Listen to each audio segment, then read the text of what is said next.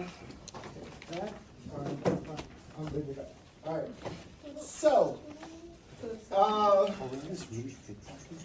We're in, yeah. yes, I'm no, gonna make a price. no. We're the one You versus before. the board. I already see it. I already vision. Yeah, no, we're in Yeah, eight, you'll right? be good. But I will tell you this: if you do well on it, you'll win a nice prize. How's that? Okay, you'll like it. You'll like the prize. Okay. All right. So in the last lecture last week, we covered the one sample z-test. Okay. And that's used to challenge a population mean. And then we had some extra time. We transitioned into this PowerPoint, which is talking about the one sample z-test for challenging a population proportion. And when I use the word proportion, proportion can be written as a percent, in decimal form. So I'm just using proportion in a very loose term, okay? Because you could say like 50% or 0.5, okay? So anyway, so this is the test we're covering now. And Isaac brought up a good point. See, Isaac didn't know I was going to pick on him. Now I'm picking on him. Isaac brought up a good point about the conditions about this test. You have to have a large sample size. You have to know the population standard deviation in order to be able to use this test. And he said, well, what if you don't meet those conditions? Well, that's going to be the purpose of this hypothesis test, okay, the t-test. And when we get here, when we get to this one, we're going to use a completely different statistical table, completely different. We're going to cover the t-test. It's going to be the t-distribution, okay? So that's coming up. That's going to be the next PowerPoint. But right now, we're going to do the one sample z-test population proportion. Both of them use the z-score formula. Both of them uses the z-table, the standard normal table. So we're going to need that today as well. Okay. And then I showed you in the last lecture that population mean and population proportion are basically the same. A population proportion is an average, okay? If you think of it, because like, look here, like for example, I thought I gave you an example the last. Let me pull this up.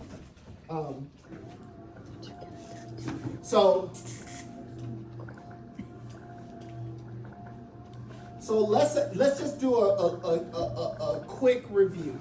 So let's say I have some data, and let's say I had some ones and zeros. So I'll just make it very simple. Let's say I had a 1, 1, 0, 0, 1. If I told you to find the average of that data, so look, so if we wanted to find the average, the mean, let's say this is population data, which is, I had it right. Sorry, my head is all mixed up. So if we wanted to find the mean of that data, and we deal with population, what does this mean? Add up the data values, right? Add up the individual data values. So data, this is X, so X, okay? So this says add up each individual data value. So if I add those up, what do I get? 3. And, capital N. And N is population size. It's the number of data values. How many data values do I have? 5. So 3 divided by 5, 0.6, right? Now, if I wanted to find the proportion, population proportion, we know it's X over N. X is how many ones I have, right? How many ones do I see over there? 3. Capital N is how many data values I have. These are the same. So what is the difference between using this versus using this, right? We use this when there's no restriction on the data values that you record. We use this when we specifically have zeros and ones. That one sample proportion at the bottom? This is population proportion. Okay, because we had a P with the symbol over it. Well, I know. It's the same thing. I said, let's look at population. Now, alternatively, hold on. Oh, God. You're not changing my argument. X bar summation xi over lowercase n. It's still 3 over 5, which is 0.6. P hat, sample proportion, is lowercase x over lowercase n, still 3 over 5. You're not changing my argument. Got it. I said, let's say this is a population data. You see what I'm saying? It's not, you're not changing the argument. So the point I'm trying to get you to see is that mean and proportion are the same. Proportion is a mean where, with one restriction, when you're using proportion, you are restricted to only recording zeros and ones. The data set. The difference between this is the data set. Is everybody with me so far? For proportion, you're only restricted for using zeros and ones as the data. Mean, these could be any data values you want. You understand? So, I say all of this to say, going back here, these are pretty much one and the same formula. I mean, one and the same hypothesis test. Is everybody with me? The only difference is this is for quantitative data, whereas this is for what? Qualitative data. Specifically, qualitative data that is. Zeros. Zeros and ones. Ones and zeros. I'm looking for a word. Binary? Quantitative. This data says that variable is Yes or no? qualitative, but more specifically, Represent. say it again. That is what I'm looking for. Dichotomous. This test is for qualitative data that is dichotomous. This is for quantitative data. Is everybody with me so far? Thank you. That's the word I was looking for. Dichotomous. And that's why you're going to do that special round tomorrow. I'm on a roll today. Yeah, you're on a roll today. You must be eating your Wheaties. Yes. I know. Is everybody with me so far? That's the word I was looking for. Dichotomous. Okay? So, let's look at the case. How can we perform that hypothesis test? How does the formulas change? The steps don't change. You still perform the 5 steps. Null alternative hypothesis, double significance, observed test statistic, p-value, conclusion. Okay? So, let me pull this back down. Now, so let me give you a different scenario. So what's the scenario where we would record zeros and ones? Okay? And I think that's what we did. We used this example. I said, suppose that we had a pricing game, we want the right price. You got to put the price on the prize that has that price, you win. So 1 means yes, you did it. 0 means no. Okay? And I think we ended up. Didn't we collect the data? Yes. I split y'all up and I said somebody here. We did this piece, right? Yeah. Okay. So you're gonna have to remind me of that data. Okay. So, well, you know what? Let's go to it. Let me pull this back up real quick. So this was a scenario we were dealing with. One right price, contestant has to put has 2 prizes. Got to put the correct price that they give you to the right prize. So you want to determine whether or not if the odds of winning is 50-50. Because right now, if the price comes out, you got to pick one. It's 50-50 odds, right? I mean, 50-50 chance, right? 1-to-1 odds. We want to determine if that's not true by looking at the data collected from the past, right? So, and want to do that. Oh, 2% level significance. How spicy. Okay. So, and then I remember we collected the data. Can y'all remind me what that data was? 16, 9. Okay, so you said what? 16, 11, 14, And 15, 11, what? 15, 11? 15, and 10. 10. And what was the total? 57. 7, 44. 44. So, 100. So there were a total of 101 games played, right? Yes. So that's n. That's lowercase n sample size, right? And then this is, of course, our outcome of interest is you win, right? Well, how do I know that? Because back up here, see, the likelihood of winning this game is you want to test whether or not if it's 50% or not. So winning is our outcome of interest. So this is our x. That's lowercase x. So over here, see this? Lowercase x, that's gonna be 57.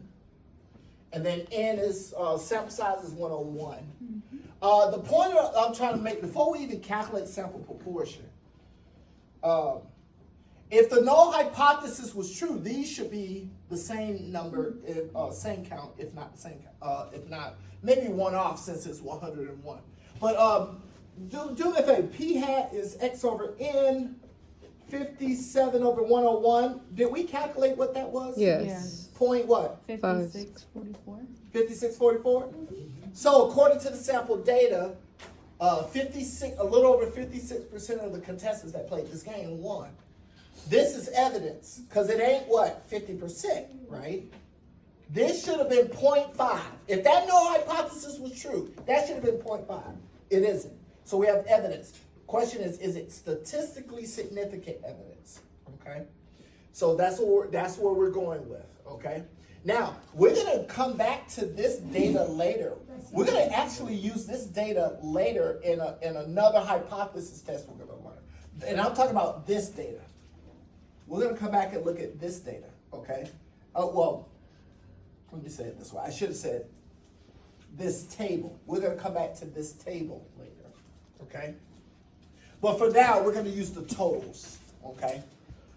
For this hypothesis test, all right? And we did this slide, right? How many contestants played the game? 101, that's the sample size. So 101 goes there. How many of those contestants won? It was 57, that's right, 57. And so 57 divided by 101, which is 0.5644 goes there. This is called the sample proportion. Lord, this is an alphabet, so the first word we should say is what? Sample. And then P means proportion, sample proportion. So 56, a little 56% of the sample showed that they won this game when they played it, okay? So let's determine whether or not this shows statistically significant evidence, okay?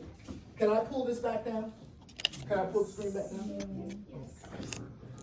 All right, so I'm gonna write that on the side. So we had X 57, 101, 57, 101, X over N, sample proportion, P hat, 5644, right?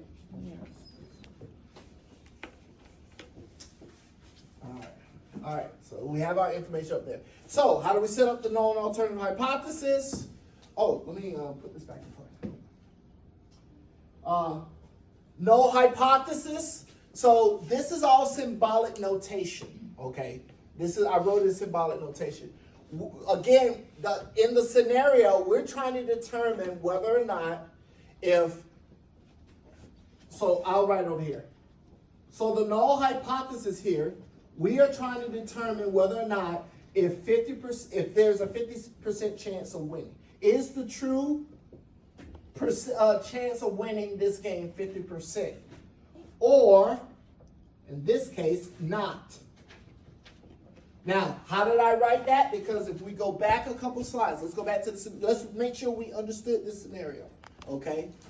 The results from contestants playing this game, playing this pricing game in season 50 to 53 were analyzed to determine whether the likelihood of winning this game is what? No. Not 50%. So this is what we're trying to test for. By default, you would think they bring out the price. There's only two choices. You put it on the right one or you're not going to put it on the right one, right? 50-50 chance, right? If you're just randomly guessing, right? So we're trying to determine whether or not if the true winning percentage is not 50%, okay? And we have to determine that at the what? 2% level of significance, right? All right, so now let me go back. So are we doing a left tail, right tail, or two tail? Two tail, right. We're doing two tail. So this P naught, that's the value that you place there, right? So P naught is what?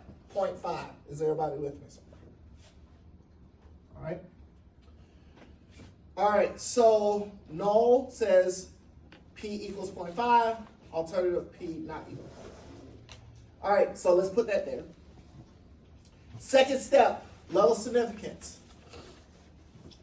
That was specified in the problem. What was it? 2%, right, it was 2%. Remember, it's 5% unless stated otherwise. So the otherwise kicked in, right? Because they told us it was what, 2%, to use 2%. So let's use 2%. And remember what that means is that, we're doing two-tailed. So we got to split that. Remember, two-tailed, you doing, let me go back.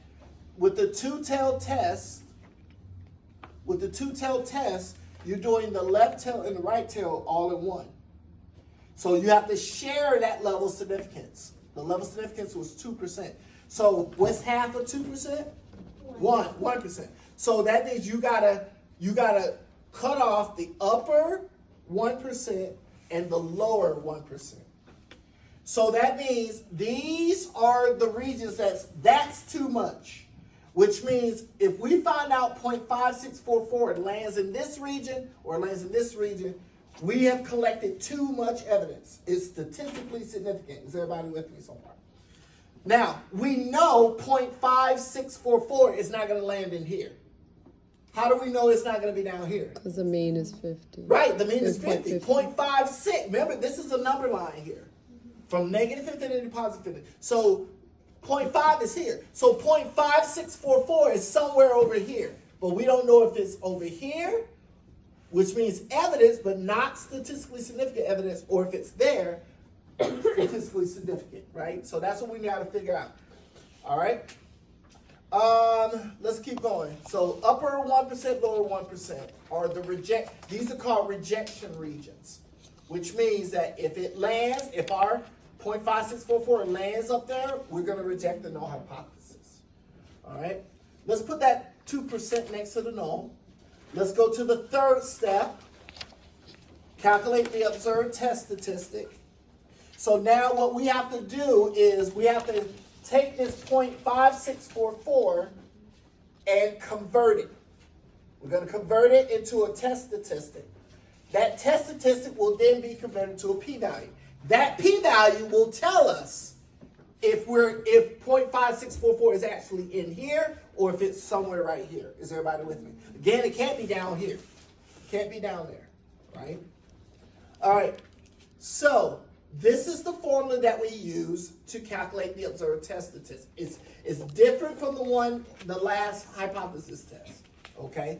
But it's in similar form. So p hat, this p hat is right here, 0.5644. What do you think we plug in for there, and here? What value do you think goes there? What value, according to this scenario, what value goes there? 0.5, right. Look, the null hypothesis. Remember, null hypothesis is what is assumed to be true. Right now, until we prove guilty, that is true. This is the innocent. Is everybody with me so far? Until proven guilty. Is everybody with me? So right now, we assume that there's a 50-50 chance of winning this game, right? So, of course, here, we're going to plug in what? 0.5, right, 0.50, 0.50.